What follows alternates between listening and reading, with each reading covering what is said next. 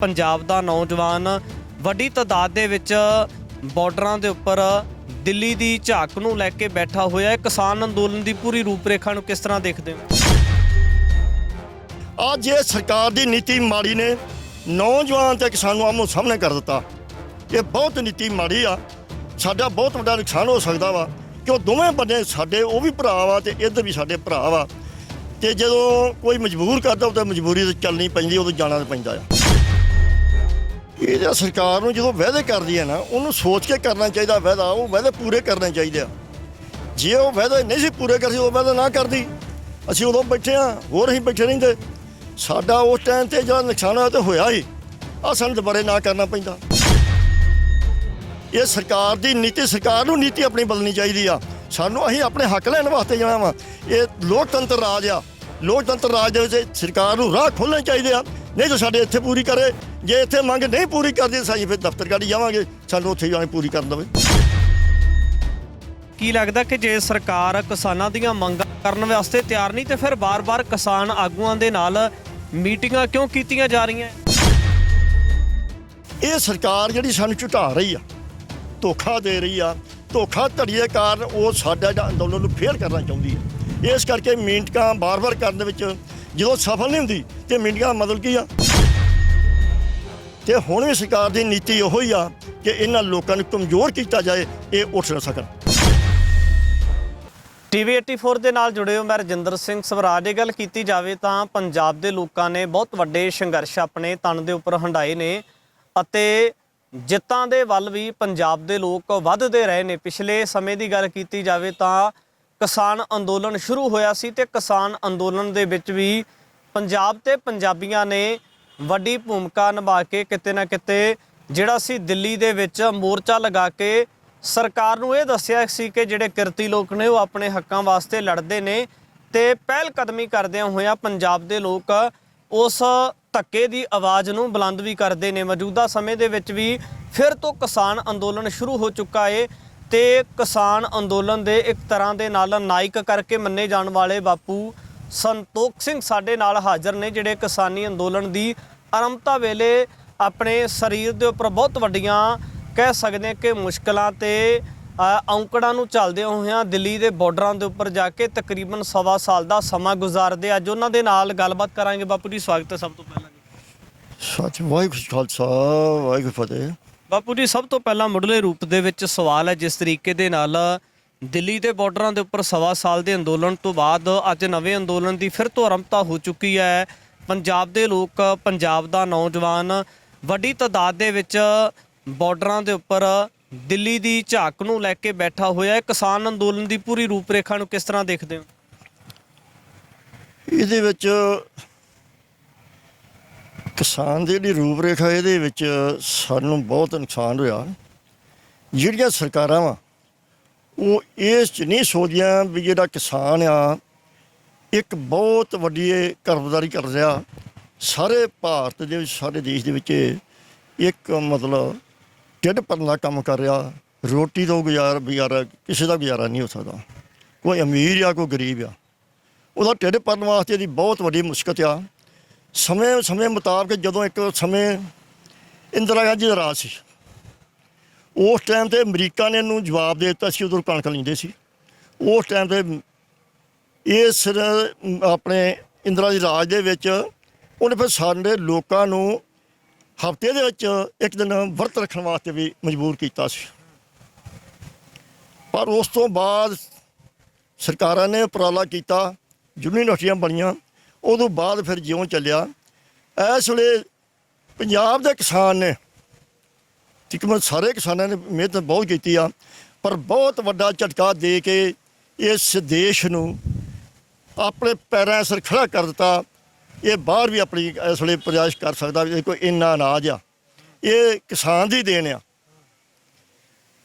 ਕਿ ਜਿਹੜਾ ਹੁਣ ਅੰਦੋਲਨ ਬਾਰੇ ਆ ਵੀ ਕਿਸਾਨ ਨੂੰ ਜੇ ਸਰਕਾਰ ਚਾਹਵੇ ਤੇ ਉਹ ਅੰਦੋਲਨ ਕਰਨ ਤੋਂ ਰੋਕ ਸਕਦੀ, ਪਰ ਸਰਕਾਰ ਦੀ ਨੀਤੀ 'ਚ ਬਹੁਤ ਖੋਟ ਆ।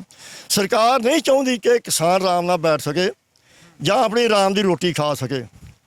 ਇਹਨੂੰ ਆਪਣੀ ਜਿਹੜੀ ਸ਼ਾਨ ਹੈ ਉਹਦੇ ਨਾਲ ਕਾਰੋਬਾਰੀ ਵੀ ਅਸੀਂ ਆਪਣੀ ਚੈਨ ਕਰੀਏ। ਜਿਹੜੇ ਸਾਡੇ ਮੰਤਰੀ ਵੀ ਬਣਦੇ ਆ ਸਰਕਾਰਾਂ ਦੇ ਵਿੱਚ, ਉਹ ਵੀ ਕੋਈ ਇਹ 'ਚ ਨਹੀਂ ਸੋਚਦੇ ਵੀ ਇਹ ਸਾਡੇ ਆ, ਜਿਨ੍ਹਾਂ ਨੇ ਸਾਨੂੰ ਪੈਰਾਂ 'ਤੇ ਖੜਾ ਕੀਤਾ, ਪਰ ਉਲਟਾ ਉਹਨਾਂ ਦੇ ਢਿੱਡ ਭਰ ਜਾਂਦੇ ਆ। ਉਹ ਆਪਣੀਆਂ ਜਾਇਦਾਦਾਂ ਵਧਾ ਦਿੰਦੇ ਆ। ਜ਼ਿਮੀਂਦਾਰ ਉੱਥੇ ਦੇ ਖੜਾ, ਜ਼ਿਮੀਂਦਾਰ ਕਰਜ਼ੇ ਦੇ ਸਿਰ ਭਾਰ ਨਾਲ ਲੱਦਿਆ ਪਿਆ ਆ। ਬਾਪੂ ਜੀ, ਤੁਹਾਡਾ ਲੰਬੀ ਉਮਰ ਦਾ ਲੰਬਾ ਤਜਰਬਾ ਰਿਹਾ, ਕੀ ਲੱਗਦਾ ਕਿ ਜੇ ਸਰਕਾਰ ਕਿਸਾਨਾਂ ਦੀਆਂ ਮੰਗਾਂ ਕਰਨ ਵਾਸਤੇ ਤਿਆਰ ਨਹੀਂ ਤੇ ਫਿਰ ਬਾਰ-ਬਾਰ ਕਿਸਾਨ ਆਗੂਆਂ ਦੇ ਨਾਲ ਮੀਟਿੰਗਾਂ ਕਿਉਂ ਕੀਤੀਆਂ ਜਾ ਰਹੀਆਂ? ਇਹ ਸਰਕਾਰ ਜਿਹੜੀ ਸਾਨੂੰ ਝੁਟਾ ਰਹੀ ਆ, ਧੋਖਾ ਦੇ ਰਹੀ ਆ। ਧੋਖਾ ਧੜੀ ਦੇ ਕਾਰਨ ਉਹ ਸਾਡਾ ਜਿਹੜਾ ਅੰਦੋਲਨ ਨੂੰ ਫੇਲ ਕਰਨਾ ਚਾਹੁੰਦੀ ਹੈ। ਇਸ ਕਰਕੇ ਮੀਟਿੰਗਾਂ ਬਾਰ-ਬਾਰ ਕਰਨ ਦੇ ਵਿੱਚ ਜਦੋਂ ਸਫਲ ਨਹੀਂ ਹੁੰਦੀ ਤੇ ਮੀਟਿੰਗਾਂ ਦਾ ਮਤਲਬ ਕੀ ਆ?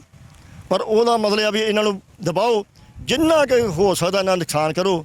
ਪਿਛਲੇ ਸਾਲ ਦੇ ਵਿੱਚ ਜਦੋਂ ਅਸੀਂ ਉੱਥੇ ਬੈਠੇ ਆ, ਉਸ ਟਾਈਮ ਸਾਡਾ ਬਹੁਤ ਵੱਡਾ ਖਰਚ ਹੋਇਆ। ਸਾਡੇ ਬਾਹਰ ਐਨਆਰਆਈ ਵੀਰਾਂ ਦੀ ਸ਼ਾਬਾਸ਼ ਜਿਹਨਾਂ ਨੇ ਸਾਨੂੰ ਭੂਮਿਕਾ ਨਿਭਾਉਂਦਾ ਸਫਲ ਬਣਾਇਆ। ਤੇ ਹੁਣ ਵੀ ਸਰਕਾਰ ਦੀ ਨੀਤੀ ਇਹੋ ਹੀ ਆ ਕਿ ਇਹਨਾਂ ਲੋਕਾਂ ਨੂੰ ਕਮਜ਼ੋਰ ਕੀਤਾ ਜਾਏ, ਇਹ ਉੱਠ ਨਾ ਸਕਣ। ਪਰ ਗੁਰੂ ਮਹਾਰਾਜ ਸੱਚੇ ਪਾਤਸ਼ਾਹ ਗੁਰੂ ਗੋਬਿੰਦ ਸਿੰਘ ਮਹਾਰਾਜ ਨੇ ਕਿਰਪਾ ਇੰਨੀ ਕੀਤੀ ਆ, ਜਿਹੜੀ ਸਾਡੀ ਕੌਮ ਸਾਜੀ ਆ, ਇਹ ਤੇ ਬੜਾ ਬਾਲਿਆ।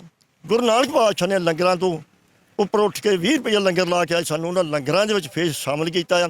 ਅਸੀਂ ਹਰ ਇੱਕ ਦੇਸ਼ ਦੇ ਜਿੱਥੇ ਵੀ ਭੀੜ ਬਣਦੀ ਆ, ਉੱਥੇ ਸਾਡੇ ਜਿਹੜੇ ਐਨਆਰਆਈ ਵੀਰ ਪਹੁੰਚਦੇ ਆ ਤੇ ਅਸੀਂ ਉਹਨਾਂ ਦਾ ਵੀ ਸਾਥ ਦਿੰਦੇ ਆ। ਪੰਜਾਬ ਦੇ ਲੋਕਾਂ ਦਾ ਜਾਂ ਕਿਰਤੀ ਭਾਈਚਾਰੇ ਦਾ ਕਿਤੇ ਨਾ ਕਿਤੇ ਸ਼ਿਕਵਾ ਸੈਂਟਰ ਸਰਕਾਰ ਦੇ ਉੱਪਰ ਹੈ, ਬੀਜੇਪੀ ਦੇ ਉੱਪਰ ਹੈ, ਪਰ ਦੂਜੇ ਪਾਸੇ ਕੱਲ ਦੇ ਦਰਮਿਆਨ ਕਿਸਾਨ ਆਗੂਆਂ ਦੇ ਵੱਲੋਂ ਵੀ ਇਹ ਦੋਸ਼ ਲਗਾਏ ਜਾ ਰਹੇ ਨੇ ਕਿ ਜਿਹੜੀ ਪੰਜਾਬ ਸਰਕਾਰ ਹੈ ਸੀਐਮ ਭਗਵੰਤ ਮਾਨ ਦੀ ਅਗਵਾਈ ਵਾਲੀ, ਤਾਂ ਉਹਨਾਂ ਦੇ ਵੱਲੋਂ ਜਿਹੜਾ ਸੀ ਨੈੱਟ ਬੰਦ ਕੀਤਾ ਜਾ ਰਿਹਾ ਏ, ਜਾਂ ਜਿਹੜੇ ਕਿਸਾਨ ਨੇ ਉਹਨਾਂ ਦੇ ਇਲਾਜ ਵਾਸਤੇ ਜਾਂ ਜਿਹੜੀਆਂ ਉਹਨਾਂ ਦੀਆਂ ਮੈਡੀਕਲ ਰਿਪੋਰਟਸ ਨੇ ਉਹ ਨਹੀਂ ਦਿੱਤੀਆਂ ਜਾ ਰਹੀਆਂ ਤਾਂ ਜੋ ਕਾਨੂੰਨੀ ਲੜਾਈ ਨਾ ਲੜੀ ਜਾ ਸਕੇ। ਇਹ ਸਾਰੀ ਨੀਤੀ ਜਿਹੜੀ ਆ ਨਾ, ਇਹ ਸਾਡੇ ਸੰਘਰਸ਼ ਨੂੰ ਕਮਜ਼ੋਰ ਕਰਨ ਦੀ ਆਤੇ ਵੀ ਕਮਜ਼ੋਰ ਕੀਤਾ ਜਾਵੇ, ਇਹ ਲੋਕ ਦੁਬਾਰੇ ਨਾ ਉੱਠ ਸਕਣ। ਪਰ ਇਹ ਮਹਾਰਾਜ ਸੱਚੇ ਪਾਤਸ਼ਾਹ ਕਿਰਪਾ ਕਰੇ, ਇਹ ਕਦੇ ਵੀ ਪਿੱਛੇ ਨਹੀਂ ਹਟਣਗੇ। ਇਹ ਬਾਰ-ਬਾਰ ਵੀ ਅੱਗੇ ਆਉਂਦੇ ਰਹਿਣਗੇ। ਜੇ ਸਰਕਾਰ ਜ਼ੁਲਮ ਕਰੂਗੀ ਉਹਦਾ ਟਕਲਾ ਕਰਦੇ ਰਹਿਣਗੇ। ਇਹਨਾਂ ਕੋਲ ਪਾਵਰ ਆ ਮਹਾਰਾਜ ਸੱਚੇ ਪਾਤਸ਼ਾਹ ਦੀ। ਬਾਪੂ ਜੀ, ਕੀ ਲੱਗਦਾ ਜਿਸ ਤਰੀਕੇ ਦੇ ਨਾਲ ਖਾਸ ਕਰ ਨੌਜਵਾਨਾਂ ਦੇ ਵਿੱਚ ਜੋਸ਼ ਹੁੰਦਾ ਹੈ ਤਾਂ ਉਹ ਜੋਸ਼ੀਲੇਪਣ ਦੇ ਵਿੱਚ ਆ ਕੇ ਕਹਿੰਦੇ ਨੇ ਦਿੱਲੀ ਵੱਲ ਨੂੰ ਜਾਣਾ ਚਾਹੀਦਾ ਹੈ, ਤੇ ਉਸ ਤੋਂ ਬਾਅਦ ਕਿਸਾਨ ਆਗੂਆਂ ਨੇ ਵੀ ਕੱਲ ਦਾ ਪ੍ਰੋਗਰਾਮ ਦੇ ਦਿੱਤਾ ਹੈ ਦਿੱਲੀ ਜਾਣ ਦਾ। ਕੀ ਲੱਗਦਾ ਤੁਹਾਡੇ ਮੁਤਾਬਕ ਕਿ ਇੰਨੀਆਂ ਰੋਕਾਂ, ਇੰਨੇ ਬੈਰੀਕੇਡ, ਇੰਨੀ ਪੁਲਿਸ ਪ੍ਰਸ਼ਾਸਨ ਦੀ ਤੇ ਫੌਜ ਦੀ ਤਾਇਨਾਤੀ, ਸਖਤਾਈ ਹੋਣ ਦੇ ਬਾਵਜੂਦ ਦਿੱਲੀ ਦੇ ਵਿੱਚ ਦਾਖਲ ਹੋਇਆ ਜਾ ਸਕਦਾ ਹੈ? ਇਹ ਵੇਖੋ, ਜੇ ਮਤਲਬ ਸਾਡੇ ਲੋਕ ਤੁਰ ਪੈਣ ਤੇ ਪਿੱਛੇ ਵੀ ਨਹੀਂ ਹਟਣਗੇ। ਪਰ ਇਹ ਸਰਕਾਰ ਦੀ ਨੀਤੀ ਇੰਨੀ ਮਾੜੀ ਆ। ਨੌਜਵਾਨ ਤੇ ਕਿਸਾਨ, ਅੱਗੇ ਨਾਅਰਾ ਹੁੰਦਾ ਸੀ ਜੈ ਜਵਾਨ ਜੈ ਕਿਸਾਨ। ਅੱਜ ਇਹ ਸਰਕਾਰ ਦੀ ਨੀਤੀ ਮਾੜੀ ਨੇ ਨੌਜਵਾਨ ਤੇ ਕਿਸਾਨ ਨੂੰ ਆਮੋ ਸਾਹਮਣੇ ਕਰ ਦਿੱਤਾ। ਇਹ ਬਹੁਤ ਨੀਤੀ ਮਾੜੀ ਆ। ਸਾਡਾ ਬਹੁਤ ਵੱਡਾ ਨੁਕਸਾਨ ਹੋ ਸਕਦਾ ਵਾ, ਕਿਉਂ ਦੋਵੇਂ ਬੰਦੇ ਸਾਡੇ ਉਹ ਵੀ ਭਰਾ ਵਾ ਤੇ ਇੱਧਰ ਵੀ ਸਾਡੇ ਭਰਾ ਵਾ। ਤੇ ਜਦੋਂ ਕੋਈ ਮਜਬੂਰ ਕਰਦਾ ਤਾਂ ਮਜਬੂਰੀ ਤੇ ਚੱਲਣੀ ਪੈਂਦੀ, ਉਦੋਂ ਜਾਣਾ ਤਾਂ ਪੈਂਦਾ ਆ। ਇਸ ਵਾਸਤੇ ਬਿਲਕੁਲ ਨੌਜਵਾਨਾਂ ਨੂੰ ਵੀ ਅਸੀਂ ਅਪੀਲ ਕਰਦੇ ਹਾਂ, ਜੋਸ਼ ਤੋਂ ਵੀ ਕੰਮ ਲੈਣ ਤੇ ਹੋਸ਼ ਤੋਂ ਕੰਮ ਲੈ ਕੇ ਫਿਰ ਆਪਣਾ ਕੰਮ ਅੱਗੇ ਚਲਾਉਣ। ਤੇ ਆਗੂ ਨੂੰ ਬੇਨਤੀ ਆ, ਉਹ ਸੰਭਲ ਕੇ ਕੋਸ਼ਿਸ਼ ਕਰਨ, ਜਿੰਨਾ ਵੀ ਹੋ ਸਕੇ ਉਹਦਾ ਬਚਾਅ ਕਰਨ ਦੀ ਲੋੜ ਆ। ਇਸ ਵਾਸਤੇ ਧਿਆਨ ਨਾਲ ਚੱਲਣ ਦੀ ਲੋੜ ਆ। ਤੇ ਪਿੱਛੇ ਤੇ ਮੁੜਦਾ ਮੁਸ਼ਕਿਲ ਆ ਬਹੁਤ। ਜਦੋਂ ਤੁਰ ਪੈਂਦਾ ਅਰਦਾਸ ਕਰਕੇ, ਅਰਦਾਸ ਜਿਹੜੀ ਉਹ ਫਿਰ ਉਹਨੂੰ ਤੇ ਪੈਰਾ ਦੇਣਾ ਪੈਂਦਾ ਆ। ਹਾਂ, ਜੇ ਪਹਿਲਾਂ ਦੀ ਗੱਲ ਕੀਤੀ ਜਾਵੇ ਤਾਂ ਕਿਤੇ ਨਾ ਕਿਤੇ ਇਹ ਵੀ ਸਵਾਲ ਸਹਿਜੇ ਜਿਹੇ ਹੋ ਜਾਂਦੇ ਕਿ 1.25 ਸਾਲ ਦਾ ਸਮਾਂ ਤੇ ਤਕਰੀਬਨ 800 ਦੇ ਕਰੀਬ ਜਿਹੜੇ ਕਿਸਾਨ ਸੀ ਉਹਨਾਂ ਦੀਆਂ ਜਾਨਾਂ ਗਈਆਂ, ਤੇ ਜਿਹੜਾ ਸੀ ਦਿੱਲੀ ਤੋਂ ਪੰਜਾਬ ਨੂੰ ਜਾਂ ਘਰਾਂ ਨੂੰ ਪਰਤਣ ਵੇਲੇ ਥੋੜਾ ਜਿਹਾ ਸਮਾਂ ਲੱਗਾ। ਕੀ ਲੱਗਦਾ ਕਿ ਜਦੋਂ ਮੰਗਾਂ ਦੀ ਗੱਲ ਹੁੰਦੀ ਹੈ ਜਾਂ ਮੰਗਾਂ ਦੀ ਪੂਰਤੀ ਵਾਸਤੇ ਦਾਅਵੇ ਕੀਤੇ ਜਾਂਦੇ ਨੇ, ਫਿਰ ਉਸ ਵਕਤ ਕਿਹੜੀ ਚੀਜ਼ ਦੀ ਸਮੀਖਿਆ ਤੁਹਾਨੂੰ ਲੱਗਦਾ ਕਿ ਕਰਨੀ ਚਾਹੀਦੀ? ਇਹ ਸਰਕਾਰ ਨੂੰ ਜਦੋਂ ਵਾਅਦੇ ਕਰਦੀ ਹੈ ਨਾ, ਉਹਨੂੰ ਸੋਚ ਕੇ ਕਰਨਾ ਚਾਹੀਦਾ ਵਾਅਦਾ। ਉਹ ਵਾਅਦੇ ਪੂਰੇ ਕਰਨੇ ਚਾਹੀਦੇ ਆ।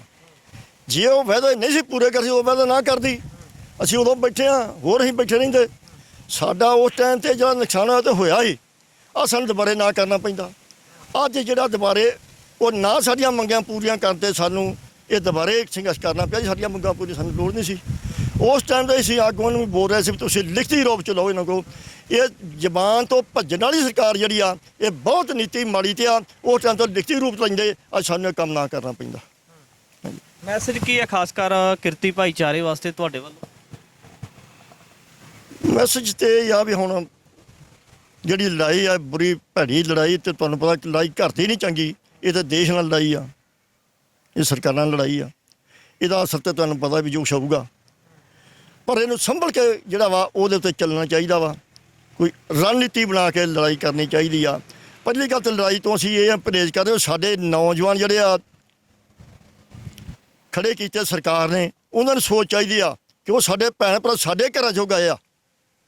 ਜੇ ਉਹ ਨਹੀਂ ਸੋਚਣਗੇ ਤੇ ਫਿਰ ਇੱਧਰ ਤੁਹਾਨੂੰ ਪਤਾ ਵੀ ਅਸੀਂ ਲੋਕ ਤੇ ਉਹ ਅੱਗੇ ਹੋ ਜਿਹੇ ਆ।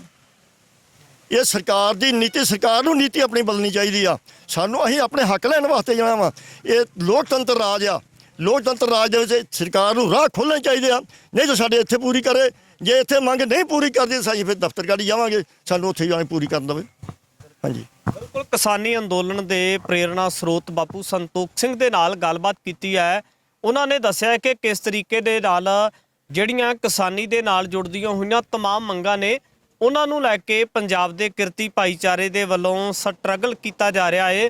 ਔਰ ਆਉਣ ਵਾਲੇ ਸਮੇਂ ਦੇ ਵਿੱਚ ਇਹ ਵੀ ਦੇਖਣਾ ਹੋਵੇਗਾ ਕਿਸ ਤਰੀਕੇ ਦੇ ਨਾਲ 21 ਦੇ ਪ੍ਰੋਗਰਾਮ ਤੋਂ ਬਾਅਦ ਕਿਹੜੀਆਂ ਗਤੀਵਿਧੀਆਂ ਨੇ ਜਾਂ ਕਿਹੜੀ ਜਗ੍ਹਾ ਦੇ ਉੱਪਰ ਇਹ ਪੱਕਾ ਮੋਰਚਾ ਲੱਗ ਸਕਦਾ ਹੈ, ਜਾਂ ਕਿਸ ਤਰੀਕੇ ਦੇ ਨਾਲ ਆਉਣ ਵਾਲੇ ਸਮੇਂ ਦੇ ਵਿੱਚ ਸੈਂਟਰ ਸਰਕਾਰ ਦੇ ਨਾਲ तमाम ਡਿਮਾਂਡਸ ਨੂੰ ਲੈ ਕੇ ਗੱਲਬਾਤ ਹੋ ਸਕਦੀ ਹੈ। ਅੱਗੇ ਵੀ ਤੁਹਾਡੇ ਦਰਮਿਆਨ तमाम ਸਾਰੀ ਗੱਲਬਾਤ ਲੈ ਕੇ ਹਾਜ਼ਰ ਹੁੰਦੇ ਰਹਾਂਗੇ। ਧੰਨਵਾਦ।